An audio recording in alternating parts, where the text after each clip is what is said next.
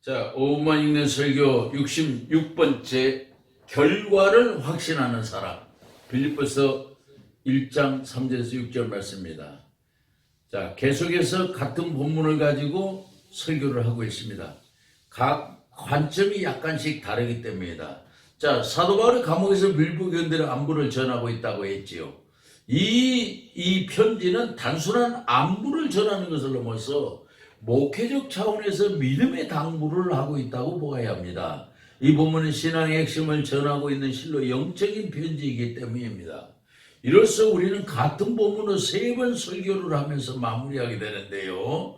그러면 이 설교는 지금까지의 설교를 종합하는 의미가 있다고 봐야 됩니다. 그래서 이를 배경을 하면서 우리는 결과를 확신하는 사람이라는 제목으로 은혜를 나누려고 합니다. 결과를 확신하는 사람, 무슨 뜻입니까?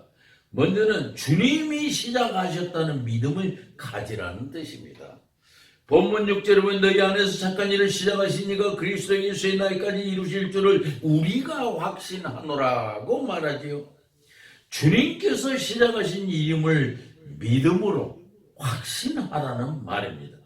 이는 시작의 주체를 분명히 해야 한다는 말인데요. 주님이 시작하셨다는 믿음으로 하는 것이 매우 중요하다는 겁니다.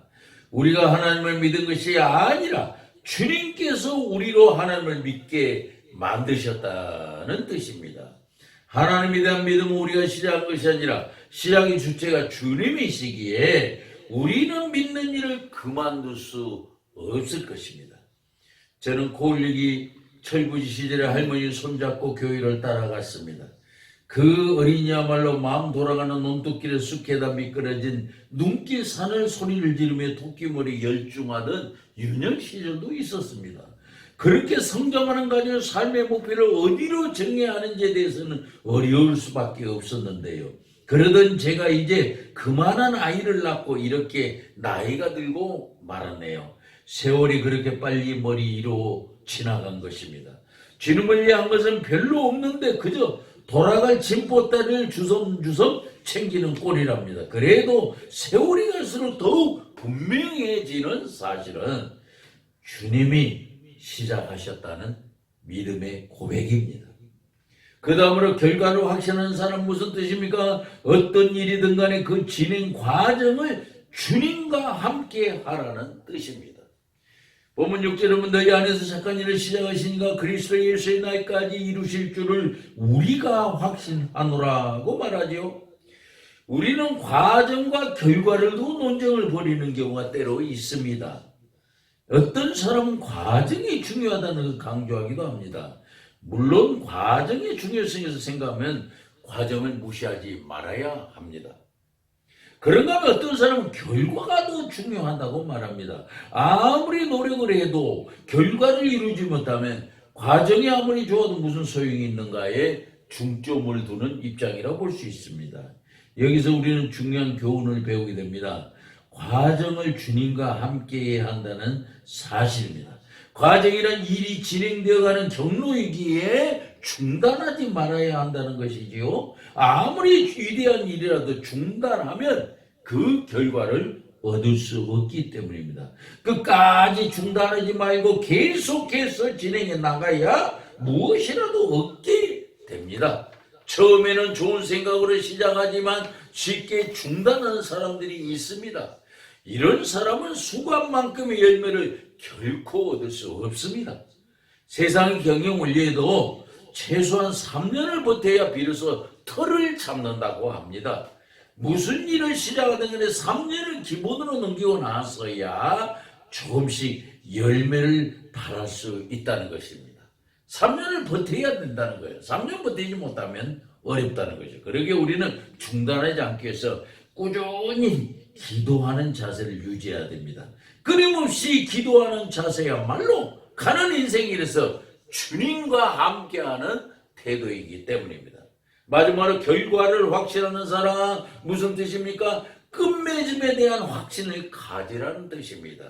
본문 6절에 보면 너희 안에서 착한 일을 시작하시니까 그리스도 예수의 날까지 이루실 줄을 우리가 확신하노라고 말합니다. 끝맺음에 대한 확신이 중요하다는 것입니다. 그 중요성을 나타내고 있습니다. 그 맺어낸 확신은 동기유발의 관점에서 우리가 보아야 합니다. 동기는 마음을 움직이는 보이지 않는 심적인 세력이지요. 이 동기는 세 가지 요인, 즉 인간의 행동을 작동시키는 힘, 일정한 방향으로 이끄는 힘, 그리고 작동된 행동을 유지하는 일, 이 세 가지가 중요합니다. 다르게 말하면 사람이란 끝이 어떻게 끝난다는 걸 확실하게 인식하게 되면 누구나 움직이게 된다는 것입니다. 이는 끝맺음이 그렇게 중요한 이유입니다. 우리 옛말에 뭐로 가도 서울만 가면 된다는 그 말은 끝맺음의 중요성을 강조하는 것입니다.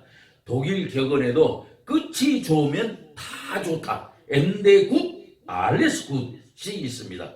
과제에서 힘이 들고 고생이 많았어도 끝이 좋으면 모두 보상을 받게 된다는 말입니다. 그래서 과제에서 혹 실패는 만약 실패담이라도 끝이 좋으면 모두 성공담으로 바뀌게 됩니다.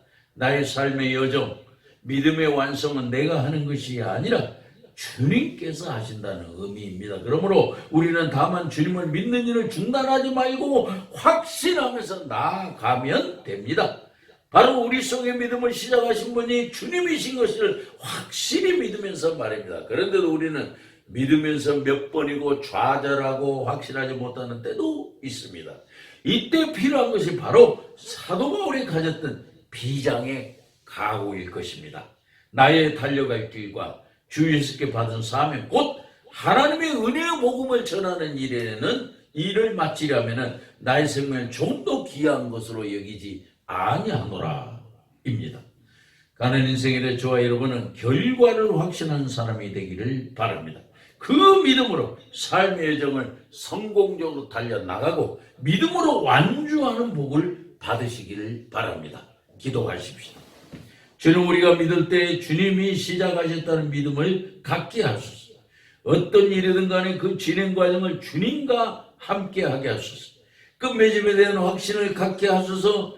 그리고 무엇보다 나의 삶이 끝날 때까지 함께 하시는 주님을 발견하게 하소서. 모든 것이 합력하여 선을 이루시는 예수님의 이름으로 기도합니다. 아멘.